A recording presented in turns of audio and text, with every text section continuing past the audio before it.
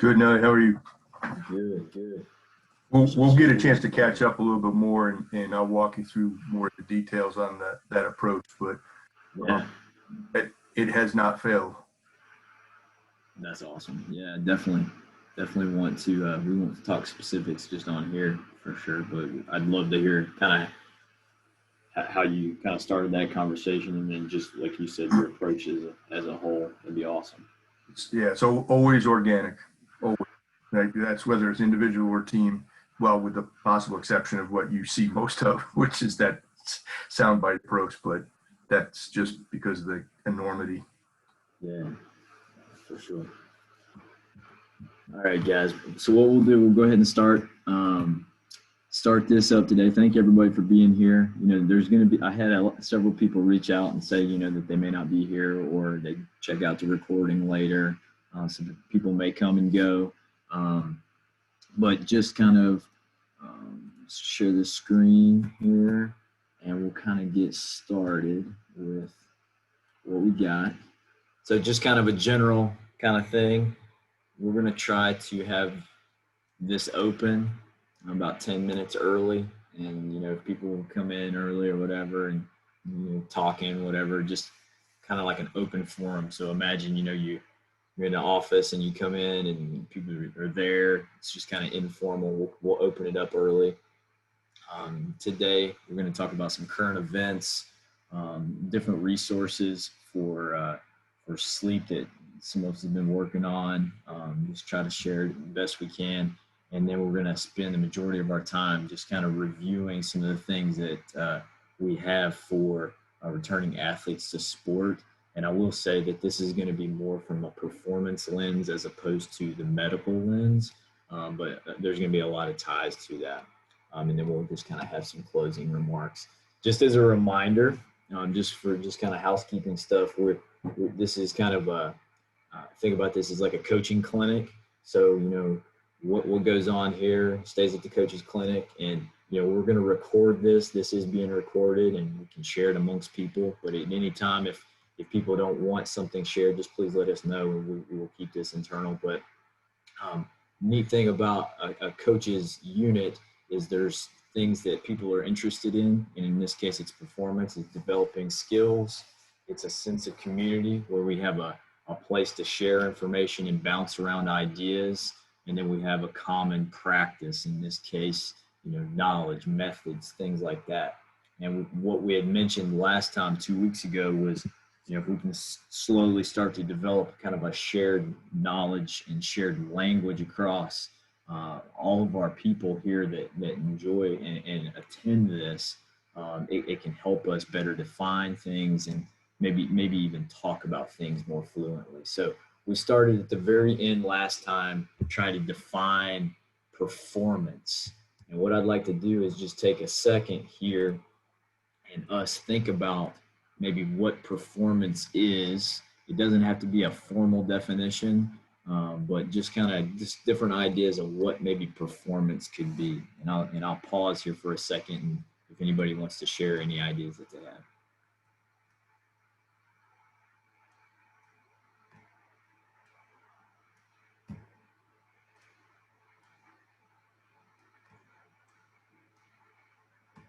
Maybe to kind of start us up, if you look at the dictionary and see what performance is, it's essentially the action or process of carrying out or accomplishing an action, a task, or a function. So for our case, with our athletes, for our cases, coaches and staff, we're carrying out something, a process to, to win a ball game, to win a match, to develop an athlete, whether it's in a training session or at practice.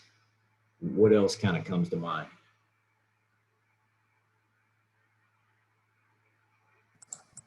I'll go ahead. I'll throw, if we're talking about performance, I would throw winning in there. So someone who's a high performer typically is someone who can get their job done or complete the task at a high level, which will result in a win for whatever that sport or that event is. Maybe we can break it down even more. It's just being successful, right? Even if like the event maybe doesn't even have a win-loss, mark, but like in the day, if I'm in a training session, being successful in something, whether it's completing a rep or maybe it's just improving, that's a win. You think that's the same thing maybe?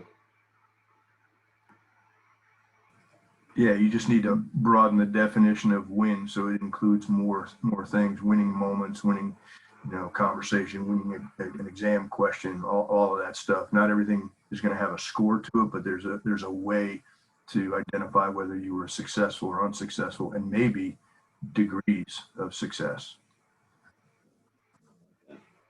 I think you can call it a desired outcome, how close your actions are to a desired outcome. I'd like to introduce also, this is Adam Game. He's coming on our staff as a part-time assistant within their department, and he's coming to us from Miami of Ohio, where he was a strength conditioning coach and ran some of their systems within the football program. So appreciate that, Adam. Yeah. So John a minute ago mentioned the idea of high performance. We got performance, but there's a common thing out there too amongst like what we do is you hear it called high performance. When you attach that at the beginning, what could that be? What comes to mind there? Because it's a sexy term. It's thrown out quite a bit now.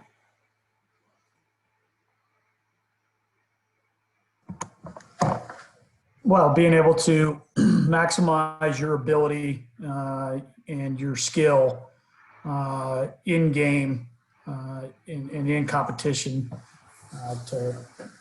to give yourself consistently the best chance to be successful. I think you just said consistency right there too. I think that's a marker of high performance. You're talking elite level, top of the pyramid kind of deal. But consistency, I would imagine, and Carl, you probably speak to this a lot, consistency is a marker of high performance, high achievers. Yeah, we use that term a lot in performance psychology because it's like you can accidentally have something go right, or you could be inconsistent with your effort, inconsistent with your focus, et cetera. But when we talk about like the psychology of elite performance, which is a phrase that we use in our field, so much of it has to do with consistency and consistency in little things that stack. Oh, that's awesome. Okay, won't spend too much time there, but just over time, I'd like to continue to create a shared language so we're all speaking the same tune. It can adjust to over time, so we'll continue to progress this. Going back to some just basic current events that are going on that listed, and please, this is kind of open forum. If people got some other things to put on the radar for everybody, please throw them out as well. But one of the things we have is just kind of the changing weather. Yesterday was the first day of fall, so you're going to see some changing weather conditions. May need to think about that if we're an outdoor sport. May need to teach athletes it's okay not to wear 7 layers. I still got to be able to perform. Common things that maybe people just don't think about, especially if they're not from this region. And just kind of planning and managing, having contingency plans. And I know I'm speaking just kind of reminders here, but just having contingency plans if weather changes. And then one thing too, we're seeing if you compete or work on a natural surface field, just being cognizant of the field conditions, not necessarily for the moment, but just for the rest of the time. So like I want to take care of my field now so I can compete today, but I also want to take care of it so downrange in the semester I have a field to compete on and practice on. So that's kind of on the agenda. As far as current events, does anybody have anything else that's popped up that you're seeing? I'll just add on to that too. In terms of the field surface stuff, if you watched any of the NFL games from this past weekend, there was a huge spike in injuries, season-ending injuries across the league too. And in particular, there was a couple for the 49ers on their D-line with a couple guys who tore their ACLs. They're out for the season. And there was some stuff on social media just kind of talking about the conditions of their field surface and the field turf where they were playing. So though you can't necessarily attribute an injury to one factor, multiple things can be considered whenever you're preparing to go into competition or practice. So that's just something to think about going forward, just kind of to back up Josh's sentiment on the field surface stuff.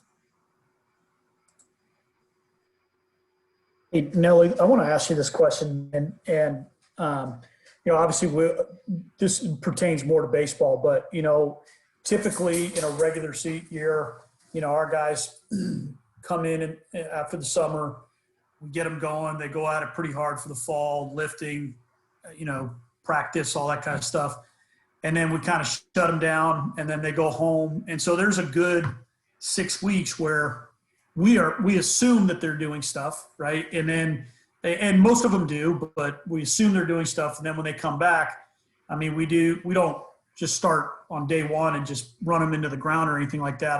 I guess, and I'm all for the checklist of how we're doing this. So this is not a questioning of it, but tell me I'm trying to figure out what the difference is for me coaching when I start to get around them coming up here than when we come back from winter break in a normal year. Does that make sense?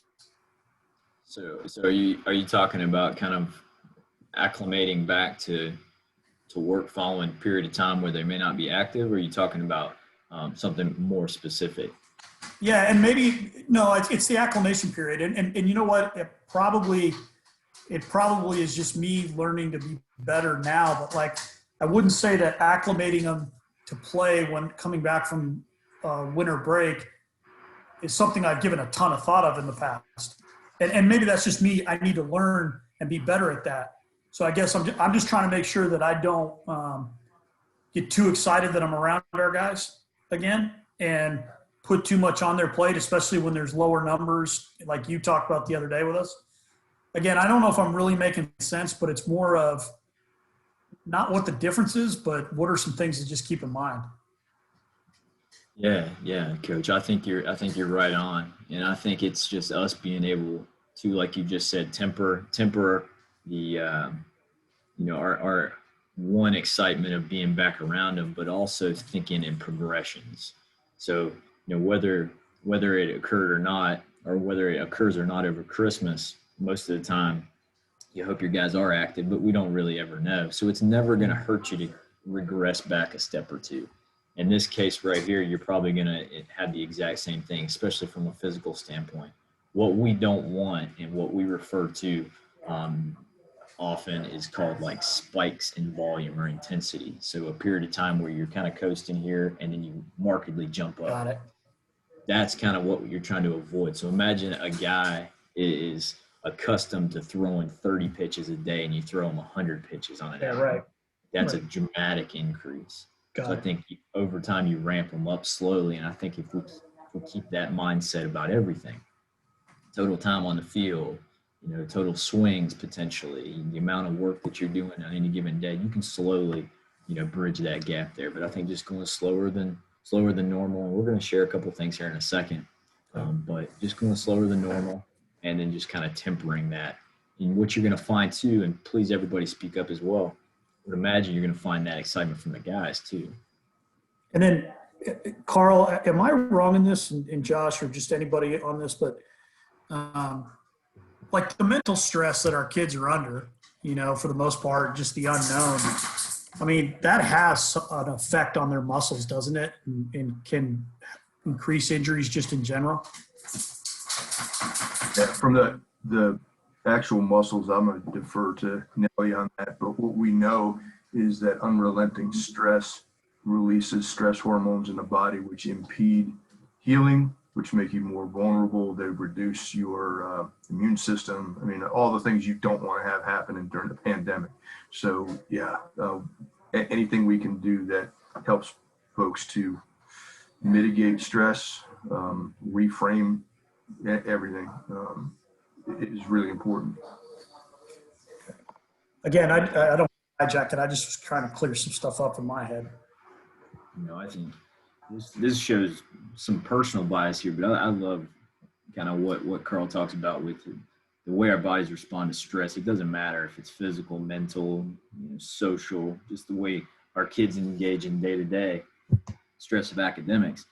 our body doesn't understand what it is. It just sees it as a threat, and it upregulates certain things to handle the threat. And because of that, it kind of deteriorates our ability to, to perform one, but also to grow. And that could be structurally when you're talking about, strength and power, but it could also just be, mentally. They don't have the capacities to handle extra stuff that's coming at them. So I think even more of a point to go slow coming back. I'll follow up with that too, just from a research perspective. There was a paper that came out a couple years ago from this guy down at Mizzou. His name's Dr. Brian Mann, and he's actually at Miami, Florida, right now. But they looked at injury rates and incidents during periods of high academic stress, like finals weeks, finals, midterms, and they did see a big increase in number of injuries during those times. And the only thing that was different in their training or in their lives was the increased academic load or stress. So that's just from a research perspective, something to back that up in terms of the athletes managing multiple stressors, both physical, mental, social, throughout the year. That same time frame type has been studied in terms of just illness as well. Different studies, but they're backing each other up. You think about too, everything matters. Like everything contributes to this giant ecosystem that we're in of athletics. So what occurs in high periods of academic strain too, especially when you're talking to midterms, is changing seasons. What happens during at the end of the semester when exams are around? You have cold. So there's a lot of things going on. So we just need to think of things as the whole. And I think if we think of things as a whole, we can actively be a part of the planning process. I'm going to skip ahead just here a little bit and go directly to what we had regarding this. And then Flory, I'll share with you here at the end, and you can share some of the sleep resources. I'm going to share my screen here. And this is kind of this is more of a review. Everybody on the call that was on some of the head coach calls and some of the calls with the performance staff in May saw some of this. But basically, we put out just kind of basic recommendations back in May about how to ramp athletes back up following a period of time completely away from campus. So following coronavirus, what was going to be our strategy? We've updated this as a performance unit, the sports performance leadership team, to reflect now what should we do maybe following a positive diagnosis of COVID-19, or even just a long quarantine / isolation period. And it follows the same path. And this kind of speaks to our conversation there with Coach Cooper a second ago, just finding ways to go slow. What's the best way to do that is our 3P approach. We first need to plan, we need to perform the plan, and then we can progress or regress depending on what we're getting back. So I want to just spend a second on this, and then we'll open it up for just kind of some conversation here. But the first one is just plan. What are the immediate needs that we need to think about? This could be coming from games. This could be coming from individual skills of an athlete that's required of them within the sport. And then essentially what you're trying to do is, if I know where I need to be, and then I know where the athlete is, let's say quarantine, let's say coming back from whatever, there's a gap there. And we simply just need to bridge that gap. And we need to do that by going slowly. Part of the planning process as well is just collecting valuable information. We try to break it down into super simple things: volume and intensity, how much and how hard. And then if you can find ways to collect athlete metrics, that'll give you a little bit of a response to your plan. We put that in the planning process, and Flory, jump in here too, anybody jump in here. We put that as part of the planning process is because we want to create a viable set of data that we can continue to collect, but then also make decisions downstream. Next phase would be perform. I got a plan. We're going to perform this thing. When we come back, and this speaks to Coach Cooper's point of just making sure that we as coaches don't get overzealous the first couple of days. Be a teacher. Those first couple of days following back, we need to be a teacher, and let's focus on the fundamentals. Now, the interesting thing that we're going to encounter, it seems like, as we talk to some of the medical staff and as we're all going through this, is we're going to have an athlete that doesn't miss any time, and he or she's going to be progressing. And then we have another athlete that maybe is out for a period of time and maybe they're just a little bit further back. That's where the idea of differentiated instruction comes in. I'm going to teach this athlete much different than I'm going to teach this athlete. And it may be 2 tracks, but just going slow, progressing slowly is going to put us in a good position. Thing that we've seen with some sports too is just being creative with your practice plans. Spoken to a lot of coaches in the past couple of weeks about kind of how they're organizing practice or drill work, or even sessions in the weight room. And with small groups comes the likelihood of, if we keep the same clip, increased intensity may ensue because I'm getting more reps within a small group.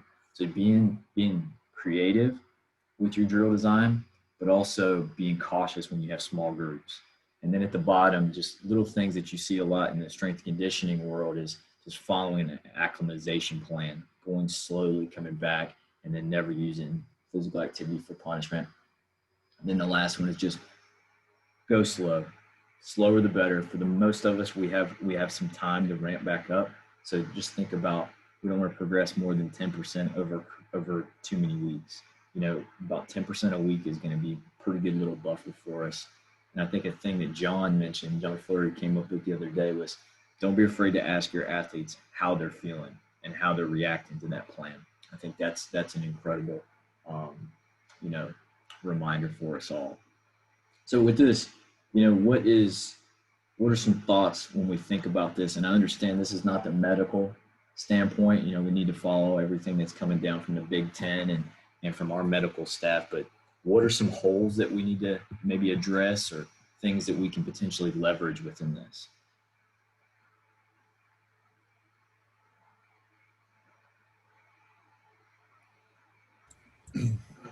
Hey, what's up, Nelly? Can you guys hear me okay?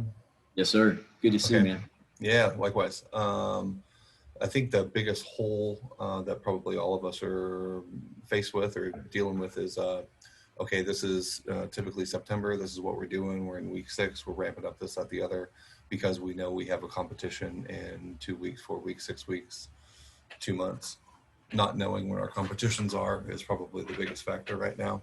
And I know I've already I'm going to be using the back burner a lot this year, kind of getting skills and drills and getting the base built. But, for baseball or for women's hockey and, outside of the 4 sports that maybe know when they're going to compete, that's one of the holes that I see being general for all the sports and for ourselves as well. We don't know if we're going to have a cross season. We don't know if we're going to have an indoor track season. Most likely we have an outdoor season, but, that's kind of how we're planning, moving forward with our base and how we ramp up. I thought it was neat too. A couple of weeks ago, you had mentioned just focusing on fundamental skills, keeping things simple, addressing maybe weakness areas that you can maybe never have had time to address. But no, I hear you loud and clear. That's definitely something we've all talked about for sure. What else?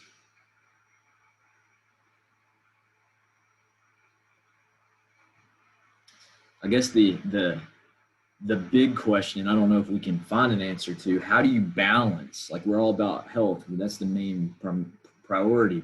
But the thing is this is the elite level sport at the Division I level. So how do we balance health and the well-being of the athlete, but also staying competitive and winning, finding that performance? Comments or thoughts with that?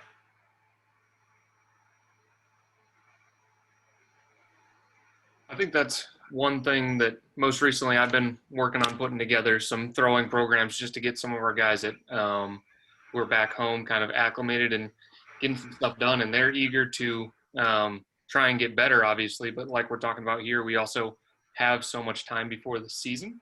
So that's one thing that I've been trying to keep into consideration is how slow is too slow, because they're also high-performing, high-level athletes. And a lot of the guys who have opted to try and do some remote training over the course of the fall are more of our upperclassmen who kind of have a rap on getting into a good routine, something like that. So I think that's one thing that at least has been on my mind kind of in regards to that topic.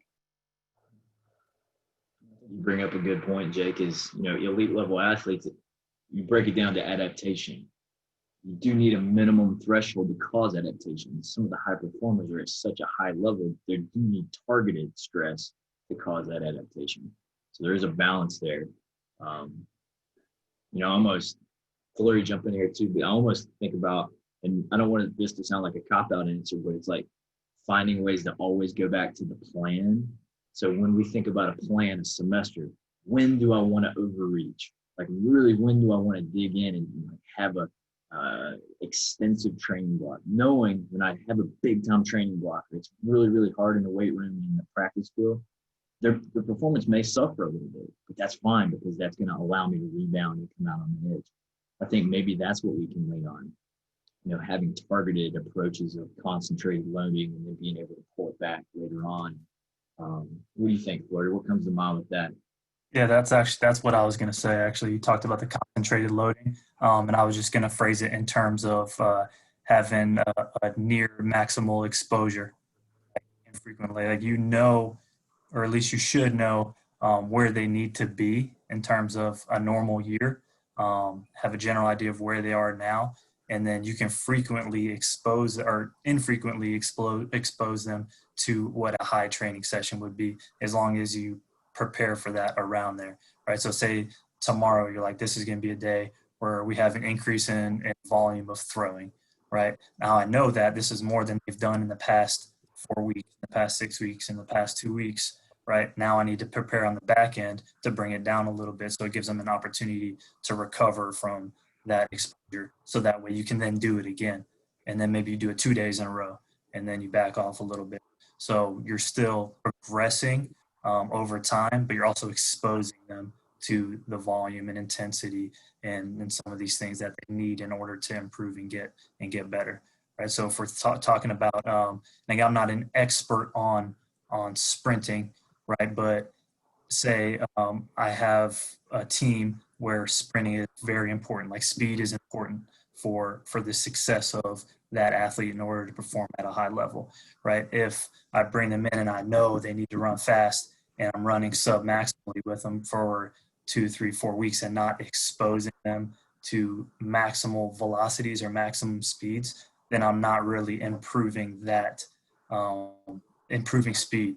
I'm not, unless it's if we're talking about potentially a track athlete who they can get better through different means, but I'm talking like field sports, exposing them to that higher end skill, and then letting them recover from that is going to help. I hope that makes sense. Yeah, for sure. I appreciate it, guys. Kind of just hitting on making sure that you're hitting the peaks and giving them time to recover and just keep building. Kind of, I think the word I've heard is kind of using the AC ratio there on building and recovering. That's an interesting point. Flair and I were talking about this the other day. Acute to AC ratio, meaning acute to chronic ratio, where you take the average of 7 days divided by the average of 28, and you plot out a ratio, or you can adjust that however. And Jake, you may know this. One thing we were talking about when we use our AC ratios is how do you account for the zero that occurs maybe following a true quarantine. I think that's a problem we're trying to work through now, and you can see it wherever, but I think you're going to have a spike regardless if you're not careful. So, all right, well, just kind of wanted to continue this conversation. Have just a little bit of time left, and we want to keep this really short and concise with one piece of conversation, something that we can continue over time, and then some different resources. So I'm going to kick this over to John, share some different things that we're working on. Please know this is not like an exhaustive list or anything, just some things that we've approached talking about sleep with. So I'll kick it to John. Yeah. So, I mean, we spent a bulk of this conversation talking about the load our athletes on our end as a coach, putting a plan together to protect our athletes. But then they also have to meet us halfway as well, right? We can't come up with a plan and make sure we're taking care of them, and then they're not taking care of business in terms of their lifestyle and recovery habits. So in terms of sleep, what we have here, that's something that we tried to attack over the last couple of weeks, and sharing some things to different teams, putting some stuff out on social media or through email, text messages, just so that way we can help try to change behavior or help our athletes improve their sleep in order to improve their performance and enhance recovery. So over the past couple of weeks, we've harped on 3 things. The first one being consistency, the second being sleep environment, and then the last one is just overall sleep behaviors. So in terms of consistency, our bodies, the human body loves routine. It loves routine, and that's no different in terms of our sleep schedule. So we've recommended that that our athletes, even us as coaches, as practitioners, if we were trying to maximize our own sleep and recovery, try to go to bed and wake up in the morning within an hour of the same time every day. So if I wake up at 6 a.m. every day, I'm trying not to sleep in later than 7, or if I have to wake up earlier than that, it's not before 5 unless, you know, there's a scheduled event where I have to get up and go. Same thing on the back end when you're going to bed. The second thing, sleep environment, we've been trying to preach to create a cold, dark, and quiet environment within your bedroom. So just like a cave. So one thing we've put out there is in terms of managing the thermostat on the wall is anything below 68. 60 to 68 degrees is a wide range we use, just because like we can make it as fine as possible. Like I think there's some research saying that around 65 or so, 65, 67, around that range is for optimal sleep. But we try to make it a little more broad so that way it can hit different individuals depending on who they are and what they prefer when they're going to bed. But we do kind of recommend that the bedroom is cool and go to sleep. Same thing with it being dark. We recommend those blackout curtains and then it being quiet. So turning off all noise unless it's white noise or some kind of relaxing music or sounds of the ocean or rainforest may be helpful to some people to relax at night as well.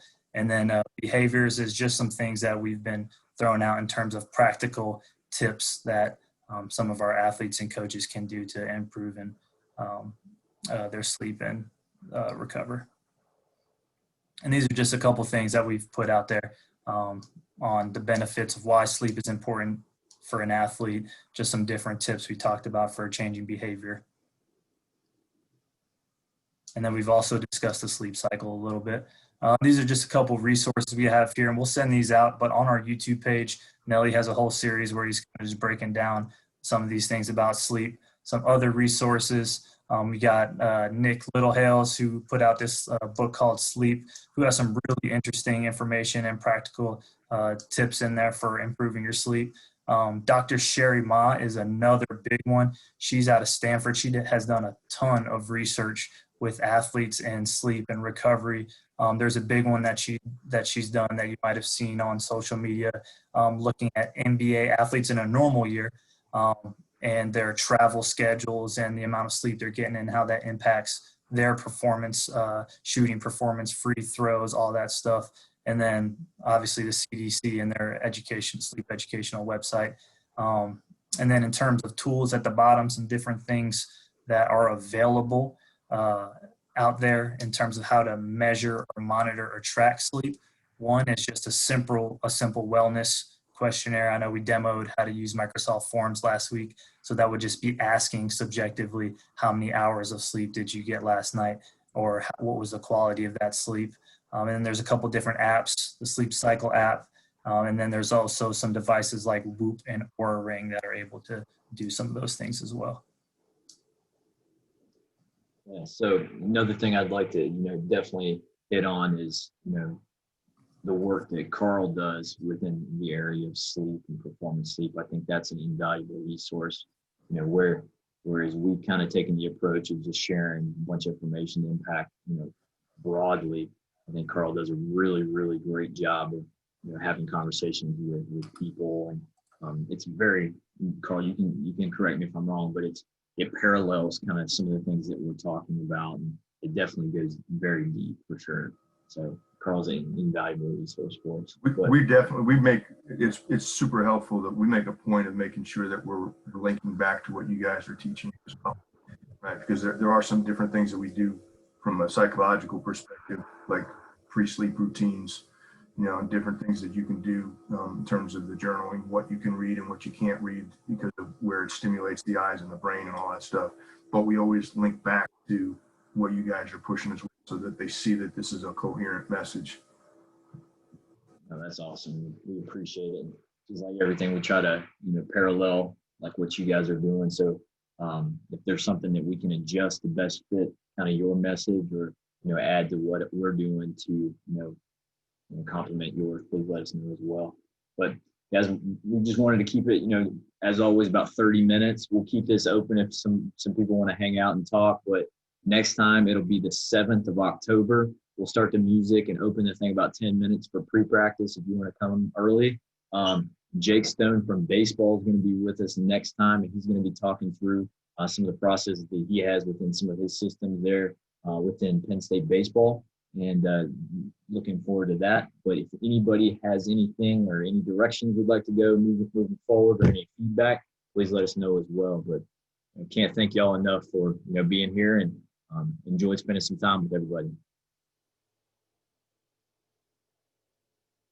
See you guys. Appreciate it. Thanks, Nelly. You guys. Bye-bye. Nelly, I got an inquiry for you. I was just thinking when you were talking about using physical practice for punishment. I'm finally in a scenario where I need to come up with some more ideas for this. So any things over your career that you guys have heard, seen, or experienced that have worked well for that? Man, that's such a tough situation.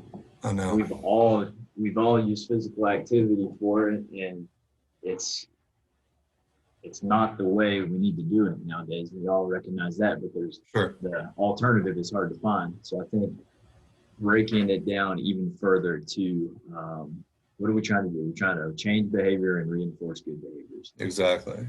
So, on an individual level, knowing your athlete, what's their drive, can you find a way to contribute to their performance as well as get them to maybe see the point.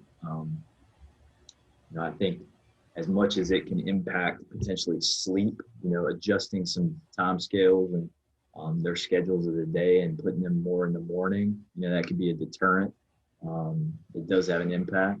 We're talking high performance and all this, but knowing that if I give them physical punishment or do something early in the morning, it's gonna have an impact on them. What is that? Anybody else used any other ideas?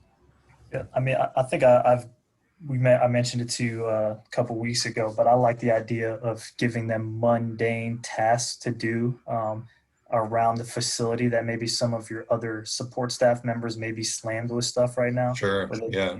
Mel or Mike Gay or whoever. Yeah. In terms of cleaning and sanitizing and setting up and breaking down and carrying waters and doing. That's where my mind went first. Yeah. The remedial task or even something more academic is kind of where my mind was going. Like, okay, give me a log, give me some detail. Like, let's put some time and effort in with a pen and paper versus a squat rack or wind sprints.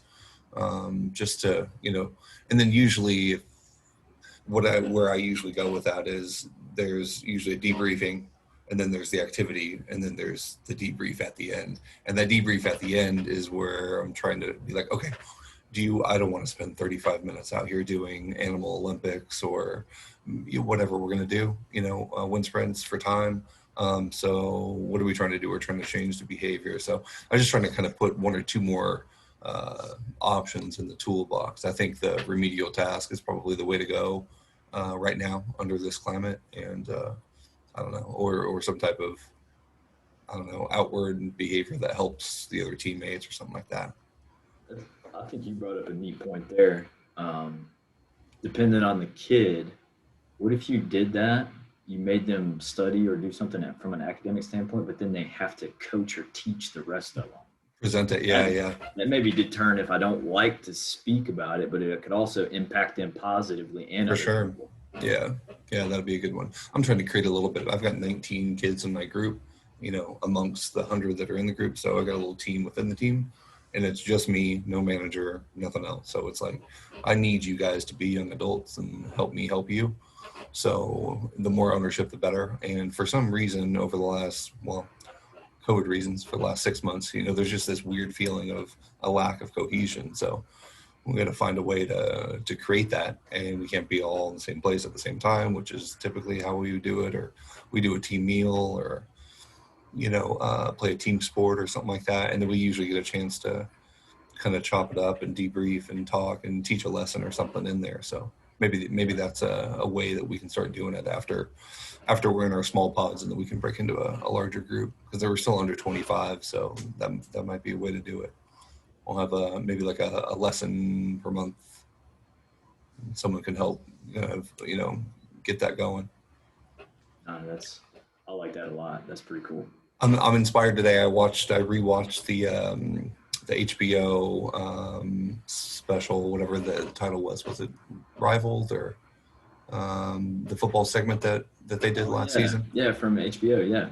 Mm-hmm. I'd watched that last night. We watched it in bed, and I was like, you know what? We got to step our game up, man. We got to get better lights. The blue and the white look so good. And just being around football for a little bit was got me fired up. So we're starting practice again next week after we had a short quarantine for the group. So Awesome. That'd be exciting. It'd be great. Hopefully we get some good weather, and it'd be really good. Yeah. Jake, are you with baseball? Yeah. Okay. I heard the throwing piece. Are you guys doing overweighted and underweighted throws and tracking volume? Yeah, it just depends on the guy really, but we've done a little bit of everything in the past. Mm-hmm. I can't remember, last year someone contacted someone over here at Multisport and wanted to grab some heavy balls that we use like for javelin, and it was overweight and underweight. And I was at a clinic with some baseball guys. I don't know what there's like a baseball facility coaching thing out in Seattle. Driveline. Driveline. There you go. They were there taking notes on basically javelin stuff and trying to figure out, how do you guys train to throw things far, and et cetera. And I didn't realize that there was as much carryover with baseball and pitching and throwing. And Mm-hmm. That's one thing. I'm sure it was the guy who was in my role last year, who's now our hitting coach, Sean Moore, is a big kind of replicating a lot of the similar movements through that occur in javelin throwing to what we do with our pitchers. Cool. So, very nice. Yeah, man. Cool. All right. Well, hit me up if we ever want to collab. We'll go from there. All right, gang. Appreciate it. Yeah, thanks for the info, guys. Absolutely. Thanks, guys. Take care. See ya. See ya.